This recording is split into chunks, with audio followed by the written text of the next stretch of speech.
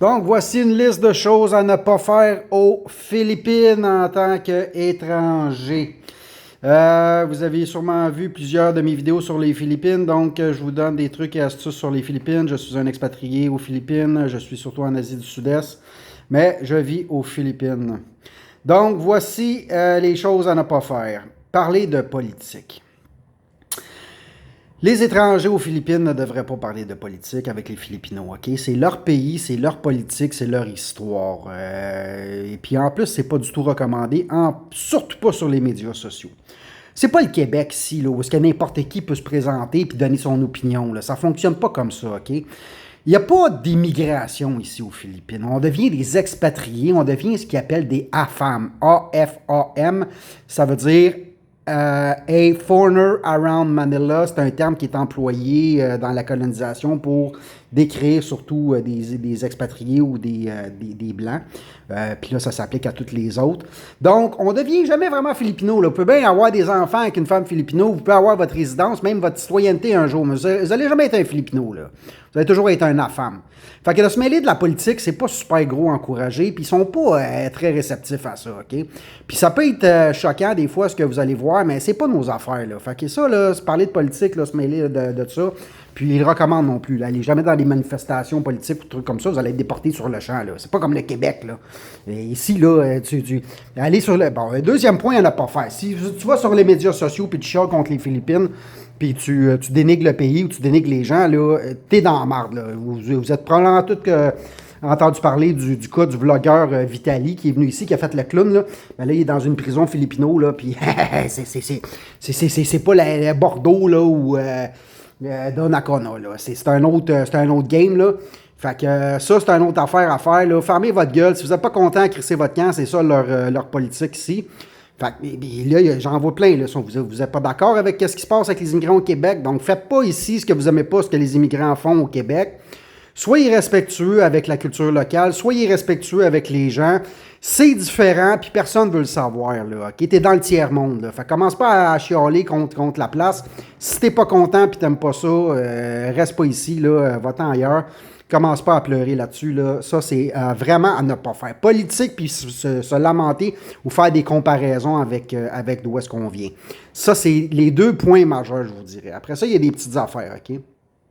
Pointer du doigt. On ne pointe pas du doigt ici, on pointe avec la bouche. Bon, je sais que c'est bizarre, là, puis vous ne comprenez pas ce que je vous dis. Je ferai une vidéo un moment donné que je vais vous montrer, là, quelqu'un qui pointe avec sa bouche. On ne pointe pas du doigt parce que c'est manquer de respect ici. On pointe avec la bouche. Les aînés. Les aînés ici, c'est c'est une culture qui favorise énormément le respect pour les aînés. C'est pas qu'on ne l'a pas au Québec, mais souvent les plus jeunes ont tendance à être un petit peu moqueurs puis un petit peu d'immigrants envers les aînés. Là. Je ne veux pas généraliser, mais ça arrive. Ici, là, le respect pour les aînés est très, très important. Quand on rencontre un aîné, surtout qui est dans une position de pouvoir, ou si c'est les parents de votre nouvelle conjointe, il faut faire ce qu'on appelle mano-po. Donc, on va prendre la main de l'aîné, on va la poser sur son front en signe de respect. C'est une culture qui est très respectueuse envers ses aînés. Les aînés aussi ont des rabais ici. Donc, ça, c'est quelque chose qui est très important à prendre en considération avec les aînés. Chose à ne pas faire, chose à ne pas faire. Faites pas le gros colon québécois qui débarque, puis qui veut conquérir le monde. J'en vois des fois, puis pas juste des Québécois, j'en vois surtout des Occidentaux, là, surtout les Européens, là, sont pas super, et les Américains. Ils n'aiment pas la confrontation, les Philippinos, puis le Vilton, puis qui veut voir le gérant à tout bout de champ, là, puis qui vous voulez vous plaindre. Il faut bien comprendre, là, il y a bien des affaires qui ne fonctionnent pas bien ici, puis ça ne changera pas. Là. Je vais vous donner un exemple. Si vous allez dans un magasin, puis vous demandez de l'aide à des gens, puis qui vous disent c'est out of stock, c'est pas qu'ils l'ont pas. C'est que ce qu'ils veulent dire, c'est je ne sais pas c'est où, puis ça ne me tente pas de le chercher. Fait qu'au niveau du service, des fois, ça peut avoir une grande différence. Ça peut être choquant aussi. Vous allez rentrer dans les magasins, il y a 43 personnes qui sont là, qui ont de l'air à travailler là, sont toutes en train de parler, ils font du karaoké, puis ils vont pas vous aider. Fait que là, d'essayer de faire du bruit pour avoir de l'attention, ça fonctionnera pas non plus. C'est quelque chose à éviter. OK? Flasher, là, oubliez ça, vous êtes blanc ou peu importe, là, vous êtes occidental. Ça donne rien là, de commencer à montrer votre argent ici. On est, le paraître, là, laissez ça au Québec. Là. Avoir des choses bruyantes pour montrer aux autres qu'on a de l'argent, là, ici, ça fonctionne pas. C'est overkill en réalité. Là. Commencer à se promener avec des gros téléphones, puis des affaires de même, des bijoux, puis tout ça. Premièrement, vous courez après le trou, puis deuxièmement, ça n'a pas sa place. Là, je veux dire, ils le savent. Là, déjà, en partant, quand tu débarques, là, déjà dans leur tête, t'es beaucoup plus riche qu'eux autres. Fait que ça va être même dur à combattre parce que à un moment donné, tu vas trouver ça tannant. Tout le monde va venir te voir. Tu vas être comme une rockstar partout. Puis à un moment donné, tu vas voir juste faire ta petite vie tranquille puis avancer. Ici, c'est sûr que de commencer à flasher, là, puis de commencer à faire le gros big shot, là, mais ça, c'est vraiment la chose à ne pas faire. Là. C'est de s'assurer de courir après le trou puis de ne pas créer des relations qui peuvent être authentiques aussi. Là, parce que les gens vont vouloir vous aider puis les femmes vont vouloir être avec vous, mais pas pour les bonnes raisons. Puis après ça, vous allez vous demander pourquoi. Mais c'est parce que vous avez joué au big shot puis ben là, ben c'est ça, ça vous pète d'en face.